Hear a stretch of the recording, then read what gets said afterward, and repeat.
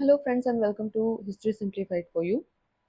आज के इस वीडियो में MHI 102 मॉडर्न वर्ल्ड के बारे में जो पेपर है इसमें यूनिट 16 की स्टडी करेंगे, international rivalries of 20th century. तो इस 20th सेंचुरी को एज ऑफ एक्सट्रीम कहते हैं। एरिक हॉब्सबॉम की एक बुक भी है जिसका नाम है एज ऑफ एक्सट्रीम, जिसमें इन्होंने 20th सेंचुरी की पॉलिटिकल जो हिस्ट्री है उसके बारे में डिस्कशन किया है। तो हिस्ट्री स्टूडेंट्स को ये बुक बहुत अच्छे से पता होगी।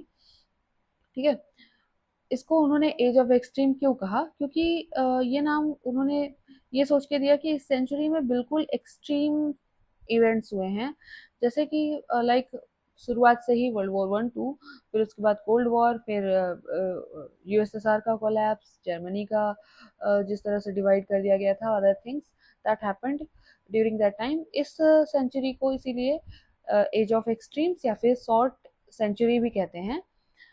1914 से चालू होकर के 1991 तक जो एक्सट्रीम इवेंट्स हुए हैं उसकी वजह से। ठीक है, इस पीरियड में इंटरनेशनल रिलेशंस पूरी तरह बदल गए। पहले यूरोप डोमिनेट करता था, लेकिन अब पूरी दुनिया इन्वॉल्व होने लगी।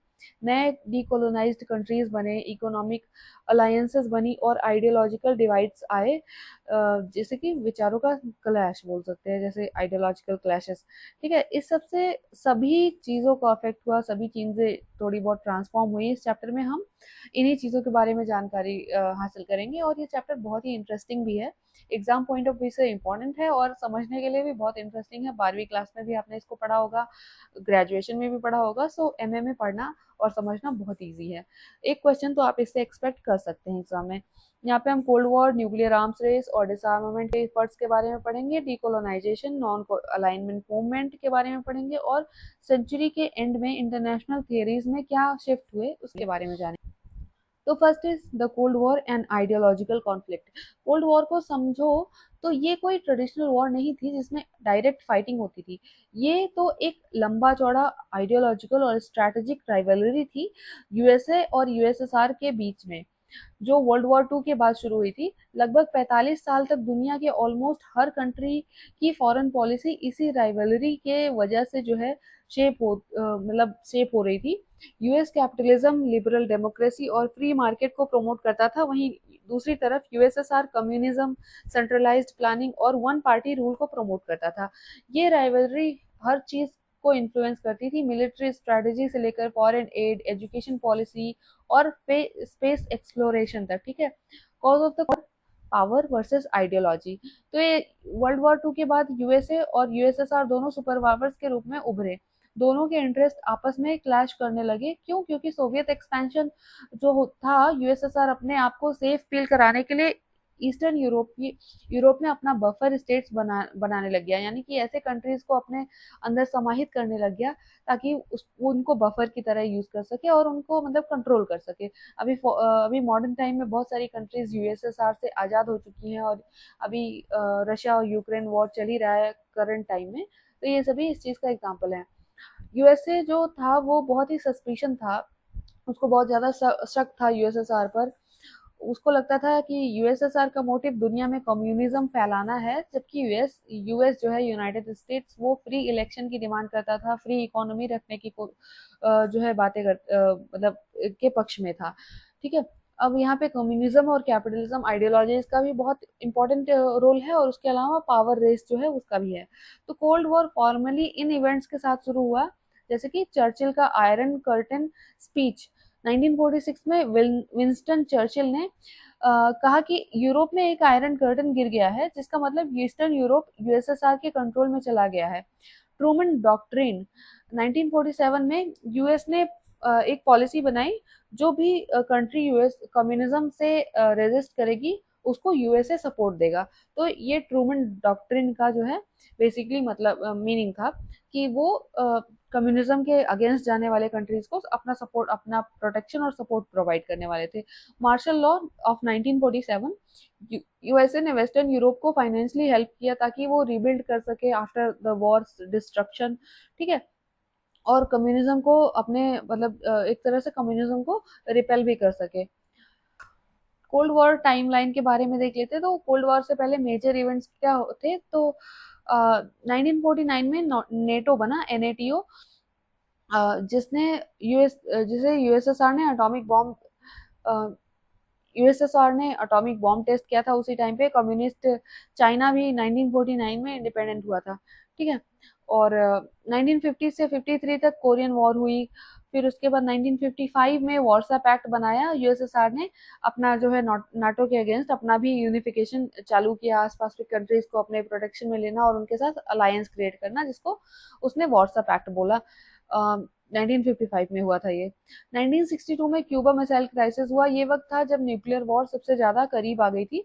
लाइक दुनिया बहुत, world war very close to seeing another nuclear war, ठीक है। यूएस ने क्यूबा, जो कि यूएसएसआर की हेल्प ले रहा था, उसको ब्लॉकेड कर दिया था। उस एक तरह से क्यूबा में ना कोई जहाज जा सकते थे, ना जहाज जा सकते थे। यूएस नेवी ने क्यूबा को घेर लिया था। क्यों? क्योंकि यूएसएसआर ने अपनी एक न्यूक्लियर मिसाइल क्यूबा में सेट कर दी। अब जिससे यूएसए को डर लगने लग गया 1962 के टाइम पे कि यूएसएसआर ने कहीं अगर वो मिसाइल चला दी और यूएसए के कई सारे शहरों पे दाग दी एक न्यूक्लियर मिसाइल, तो बहुत सारा उनका नुकसान हो जाएगा and they won't be able to hurt Russia और USSR in the same way, so they will lose. फिर 1960s और 70s में वियतनाम वॉर चली और जिसमें यूएसए को हारना भी पड़ा था। 1985 में गोरबाचेव थे यूएसएसआर के लीडर। उन्होंने काफी रिफॉर्म्स बनाए और लाइक अपने अपने कंट्री के लोगों के बेनिफिट्स के लिए। फिर 1989 में बर्लिन वॉल जो थी उसको गिरा दिया गया था। बेसिकली एक जर्मनी के जो एक शहर बर्लिन में एक बड़ी सी वॉल खड़ी कर दी गई थी, जो पूरे जगह को, लाइक पूरे शहर को ही डिवाइड कर रही थी। वॉर वॉल को क्रॉस करना मना था। बहुत सारे लोगों की जान चली जाती थी क्योंकि वो यूएसएसआर से भाग करके यूएसए कंट्रोल्ड जर्मनी में जाना चाहते थे टू गेट फ्रीडम, और उनको मार दिया जाता था वहां पे। They were not allowed to leave it. तो वॉल गिरना एक तरह से बहुत ही बड़ा सिंबल था कि यूएसएसआर खत्म होने वाला है। और फाइनली 1991 में यूएसएसआर कोलैप्स हो गया, जिससे कोल्ड वॉर एक तरह से एंड हो गया, ठीक है। Cold war in Europe and Asia. अब इसके बारे में देख लेते हैं। तो यूरोप क्लियर तरीके से डिवाइडेड था। वेस्ट यूरोप में यूएसए का इन्फ्लुएंस था और ईस्ट यूरोप में सोवियत यूनियन का कंट्रोल था। जर्मनी एक तरह से बांट दी गई थी। वेस्ट जर्मनी एफजीआर नेटो के साथ जुड़ा हुआ था और East Germany GDR West Warsaw Pact के साथ यूएसएसआर के साथ जुड़ा हुआ था। बर्लिन शहर की जो भी बंटवारा हुआ था उसको एक मेजर उसका एक जो है मेजर हॉटस्पॉट था। 1948-49 में बर्लिन एयरलिफ्ट हुई थी और 1961 में बर्लिन वॉल बना दी गई थी। तो 1989 और 88 में सॉरी 1948-49 में क्या हुआ था कि यूएसए ने बर्लिन के अंदर रह रहे लोगों को जो है बाय एयर बहुत सारे फैसिलिटीज और लाइक एड्स देने की कोशिश की, मेडिसिन और फूड, क्योंकि उनके पास था नहीं और USSR was not helping them, although USSR control कर रहा था। तो 1968 में बर्लिन वॉल बना दी गई थी ताकि यूएसए किसी भी तरह से इंटरफेयर ना कर पाए यूएसएसआर कंट्रोल्ड बर्लिन के अंदर या जर्मनी के अंदर, ठीक है। तो ऐसे में कोल्ड वॉर जो है बहुत इन सब इवेंट्स की वजह से। अब यहाँ पे कुछ चीजें भी हुई थी, कोरियन वॉर, वियतनाम वॉर। तो कोरियन वॉर 1952-53 में हुई थी। इसमें यूएसए और पीपल्स रिपब्लिक्स ऑफ चाइना के बीच में हॉस्टिलिटी ज़्यादा बढ़ गई थी। फिर उसके बाद वियतनाम वॉर में यूएस वियतनाम में कम्युनिस्ट फोर्सेस से लड़ाई करते करके हार गया था। ताइवान और तिब्बत में यूएसए चाइना रिलेशंस को खराब किया। ताइवान और तिब्बत के इश्यूज की वजह से आज भी ताइवान जो है चाइना से सेपरेट होना चाहता है, पर उसकी वजह से ग्लोबल टेंशंस बढ़ी रहती हैं। Formation of military alliance. अब दोनों सुपर पावर्स ने अपना इन्फ्लुएंस बढ़ाने के लिए मिलिट्री अलायंस भी बनाई। नेटो बनाया गया था 1949 में। इसको यूएसए ने लीड किया और मिलिट्री अलायंस जो वेस्टर्न डेमोक्रेसीज को प्रोटेक्ट करती है, यानी कि किसी भी एक नेटो मेंबर कंट्री के ऊपर अगर यूएसएसआर या any other power in the world attack करता तो उसको सारी की सारी नेटो कंट्रीज उसको मिल करके रिप्लाई देती हैं। ऐसा उस नेटो जो ग्रुप है उसका मकसद था और अभी भी नेटो जो ग्रुप है वो एग्जिस्ट कर रहा है। 1955 में क्रिएट किया गया था वार्सा पैक्ट। जो कि यूएसएसआर के खत्म होने के साथ खत्म हो चुका है। और ये वार्सा पैक्ट जो था वो ईस्टर्न यूरोप के कंट्रीज के द्वारा साइन किया गया था। सीएटो और सेंटो, ये यूएसए ने एशिया और मिडिल ईस्ट में भी अलायंस बनाया था सीएटो और सेंटो के थ्रू। कोल्ड वॉर हर कॉन्टिनेंट में पहुंच चुकी थी और उसका मतलब उसके साथ सारे कॉन्टिनेंट के लोग जुड़ रहे थे। सीएटो और सेंटो से बचने के लिए एक तरह से नॉन अलायंस मूवमेंट जो थी उसने बहुत सारे कंट्रीज को ऑप्शन दिया कि वो नेटो, वार्सा या फिर सीएटो और सेंटो के पार्ट ना बन करके नॉन अलायंस मूवमेंट के पार्ट बने, ताकि जो है उनको दोनों जो पोल्स हैं यूएसए यूएसएसआर उससे भी बच सके, दोनों के साथ अच्छे रिलेशंस भी रहें और फालतू की रेस में ना पड़ के वो अपने अपने इंटरनल ग्रोथ के तरफ फोकस कर सके। India was a Pioneer in setting up NATO movement, sorry non alliance movement. अब यहाँ पे मैंने एक मैप लगा दिया है वार्सा पैक्ट के अंदर में जो कंट्रीज आती थी, Soviet Union, East Germany, Czechoslovakia, Hungary, Romania, Bulgaria, Albania, Poland. तो ये सभी इनके अंडर में आती थी। और ये जो नेटो के अंदर में आती थी वो Turkey, Greece, Italy, France, West Germany, Belgium, ये सभी कंट्रीज, नॉर्वे, डेनमार्क, ये सभी, और इससे वेस्ट में आने वाली सारी कंट्रीज नेटो के अंदर में आती थी। नॉन अलाइनमेंट मूवमेंट में यूगोस्लाविया, इंडिया, ऑस्ट्रिया,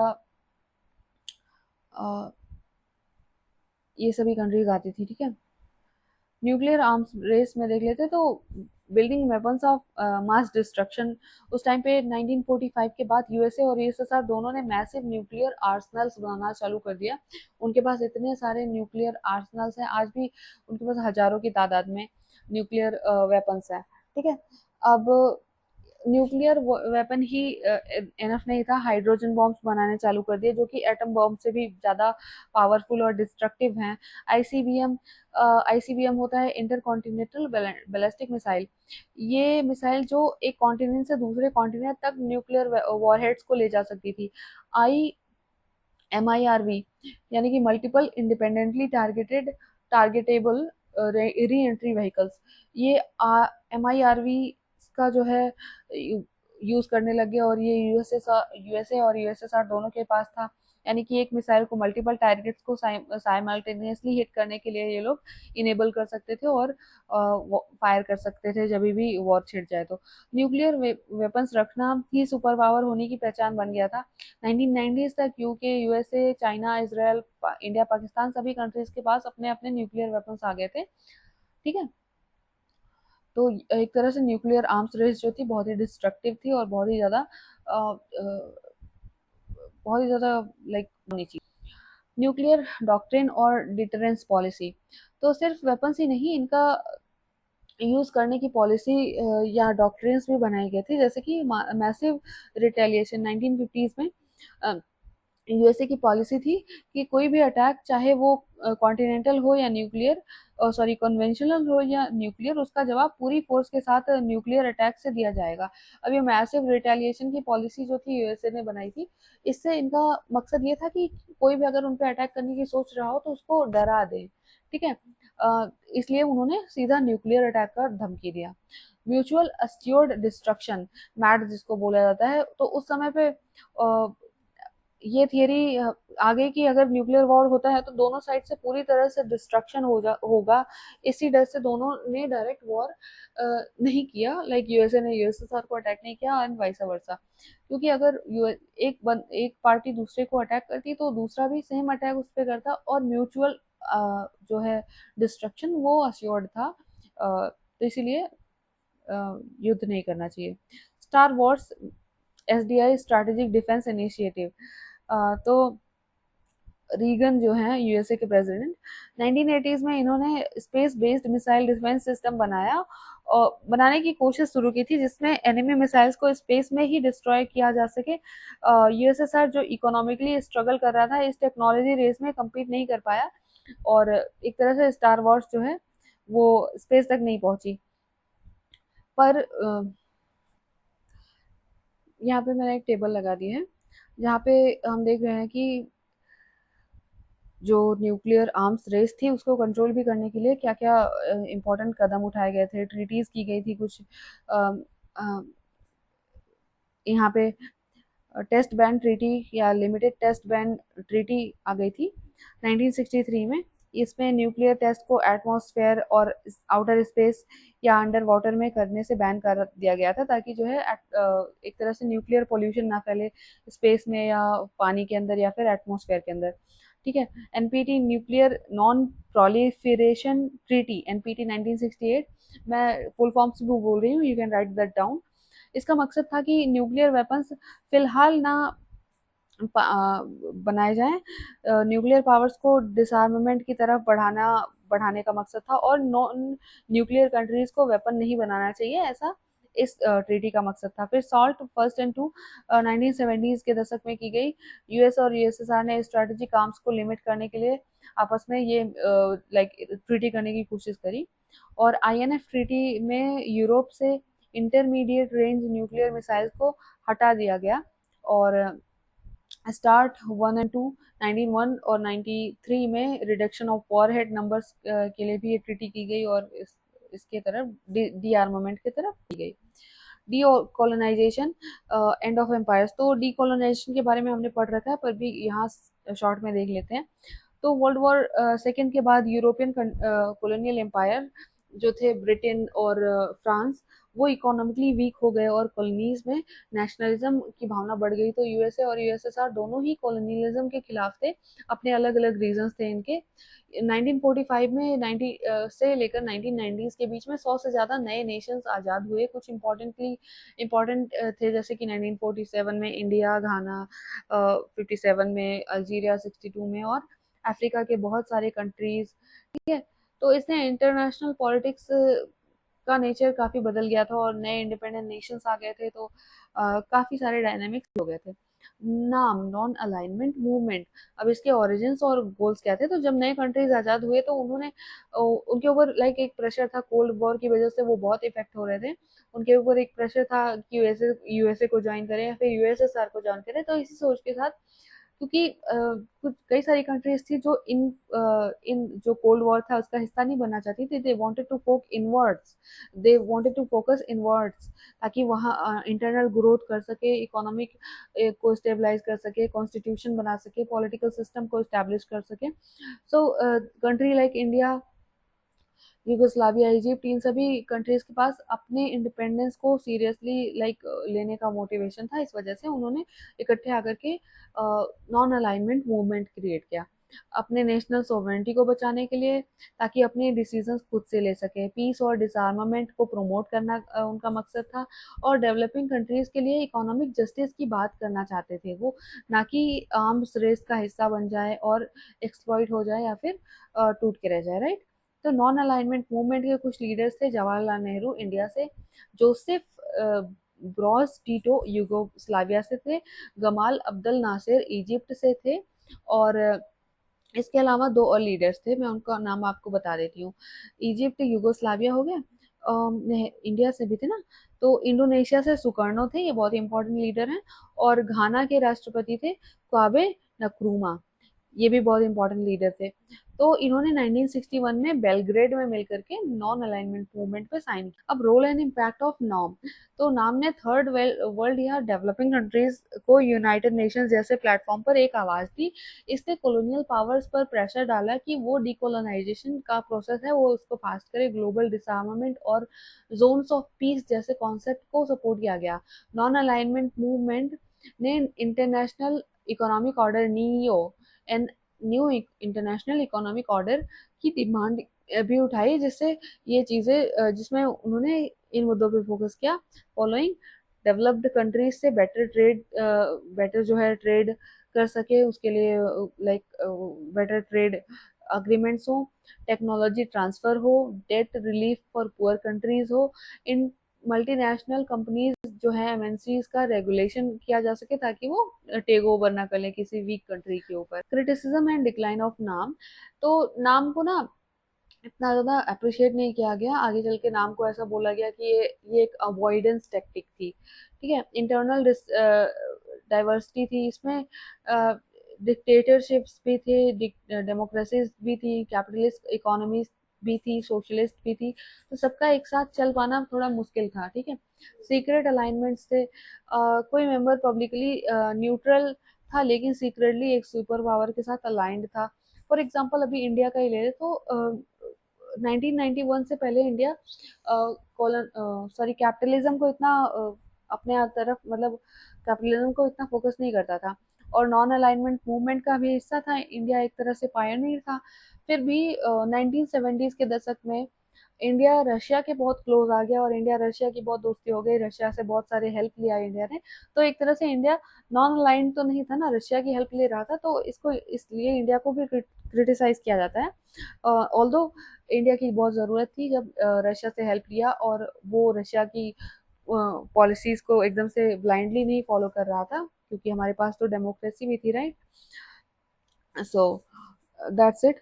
फिर उसके बाद नो एनफोर्समेंट पावर्स, तो नाम के पास कोई रियल पावर नहीं थी ये अपने डिसीजंस को एनफोर्स कर सके, बस ये एक एक तरह से ग्रुप ऑफ कंट्रीज था जो कह सकते थे कि हम देखो अलाइन नहीं होना चाहते, we want peace, we want cooperation, and we don't want this cold war, we don't want to participate in this cold war, ठीक है।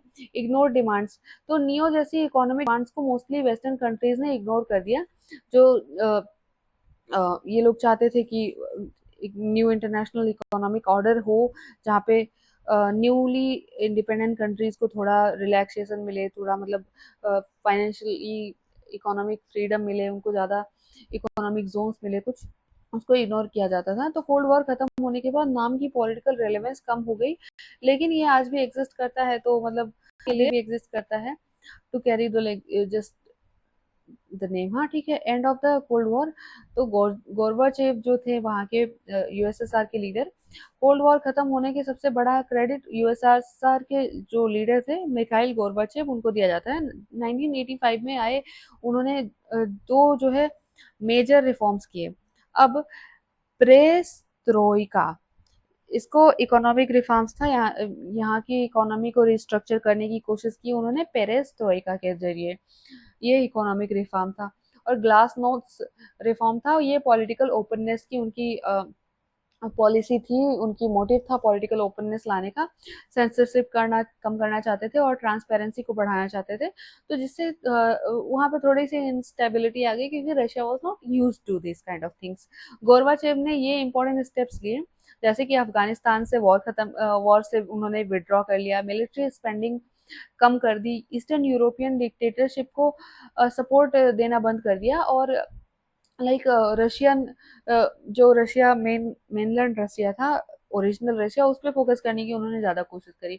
तो इसके रिजल्ट में क्या हुआ कि जो पेरिफेरी कंट्रीज थी, जिसको बफर कंट्रीज ले रखी थी यूएसएसआर ने, वो अपने इंडिपेंडेंस की मांग करने लग गए। वहाँ पे इंडिपेंडेंस की जो डिमांड थी वो बहुत ज़्यादा बढ़ गई, और फिर बर्लिन वॉल को गिरा दिया गया 1989 में, और जर्मन रीयूनिफिकेशन हो गया, और 1999 में 1991 में यूएसएसआर कोलैप्स हो गया, जैसे वर्ल्ड वर्ल्ड वॉर या कोल्ड वॉर जो है हो गई। अब इंटरनेशनल सिचुएशन आफ्टर 1991, ये देखने की बात है कि 1991 के बाद यूएसए दुनिया का इकलौता सुपर पावर बन गया, इसे यूनिपोलर वर्ल्ड कहा जाने लग गया। लेकिन नए प्रॉब्लम सामने आए, यानी कि एथनिक कॉन्फ्लिक्ट, जैसे कि यूगोस्लाविया का भी ब्रेकअप हो गया, रवांडा जो था वहाँ पे जेनोसाइड होने लग गया, ग्लोबलाइजेशन का एरा चालू हो गया, दुनिया और इंटरकनेक्टेड हो गई। लेकिन इसके साथ कई सारे प्रॉब्लम्स आए, जैसे कि environmental crisis, terrorism, refugee movements, जिससे काफ़ी सारे इंटरनेशनल इश्यूज में डिस्ट्रप्शन आई। यूनाइटेड नेशंस ने इंटरनेशनल कोऑपरेशन की इम्पोर्टेंस जो है को बढ़ावा दिया। International relations theory, evolving ideas, तो वर्ल्ड वॉर के सॉरी कोल्ड वॉर के एंड के साथ थियरीज भी बदली, जिससे हम इंटरनेशनल रिलेशंस को समझते हैं। जैसे कि पहले रियलिज्म होता था, जिसमें फोकस किस पे होता था कि पॉलिटिकल पावर, मिलिट्री स्ट्रेंथ होनी चाहिए, स्टेट की जो वो है पावर वो ज़्यादा होनी चाहिए। अब बाद में क्या हुआ कि थियरीज में थोड़ा सा चेंजेस आया, लिबरलिज्म में बिलीव करने लगे लोग कि कोऑपरेशन होना चाहिए, इंटरनेशनल लॉ होने चाहिए और इंस्टीट्यूशंस पर जोर दिया गया जो कि इन्फोर्स कर सके लॉज को, इंटरनेशनली पीस को मेंटेन करने के लिए काम कर सके। Neo Marxism, global economic inequality को हाईलाइट किया गया, उसको नए नजरिए से देखा गया, न्यू उसका क्रिटिसिज्म पेश किया गया। कंस्ट्रक्टिविज्म, ये कंस्ट्रक्टिविज्म का ये कहना है कि आइडेंटिटी, आइडियाज और कल्चर भी रिलेशंस को शेप करते हैं और उन पे भी फोकस करना चाहिए, उनको प्रमोट करना चाहिए। इसी वजह से आजकल देखते हैं तो कल्चरल इंटीग्रेशन वगैरह प्रोग्राम्स बहुत ज़्यादा होते हैं, स्टेट स्पॉन्सर्ड होते हैं, कॉर्पोरेट वर्ल्ड में भी होते हैं। ठीक है, फेमिनिज्म एंड क्रिटिकल थियरी, तो इन्होंने पावर स्ट्रक्चर और जेंडर रोल्स को क्वेश्चन किया।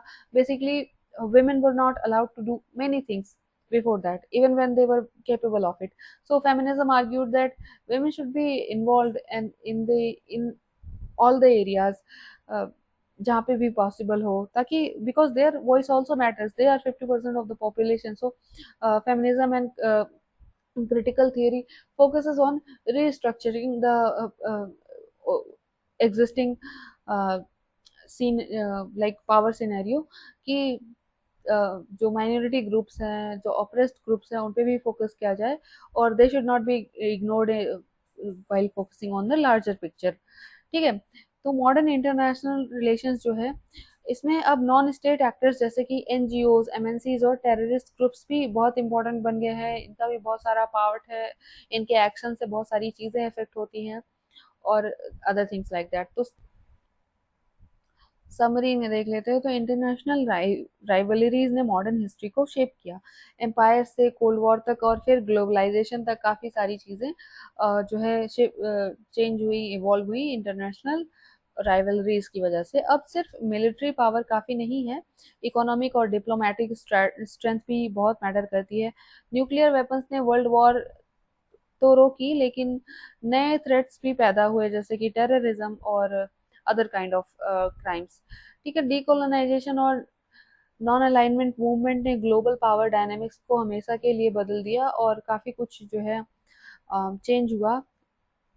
इंटरनेशनल रिलेशंस की थियरी को मॉडर्न इशू जैसे terrorism, climate change, cyber warfare और आइडेंटिटी पॉलिटिक्स को एड्रेस करने के लिए इवॉल्व करना होगा।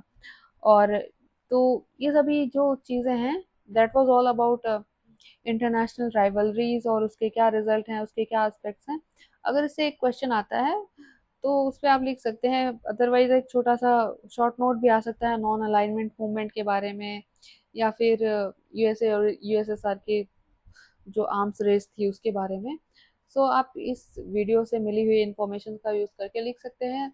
और इस क्लास के अगर नोट्स चाहिए तो आप खुद से अपने लिख सकते हैं, अदरवाइज अगर आप खरीदना चाहते हैं तो डिस्क्रिप्शन से लिंक फॉलो करके आप खरीद भी सकते हैं। सारे वीडियो सारे पेपर के जो जितने भी चैप्टर होते हैं उनके लिंक्स आपको मिल जाएंगे और आपकी पढ़ाई ईजी हो जाएगी। That way also you can support me.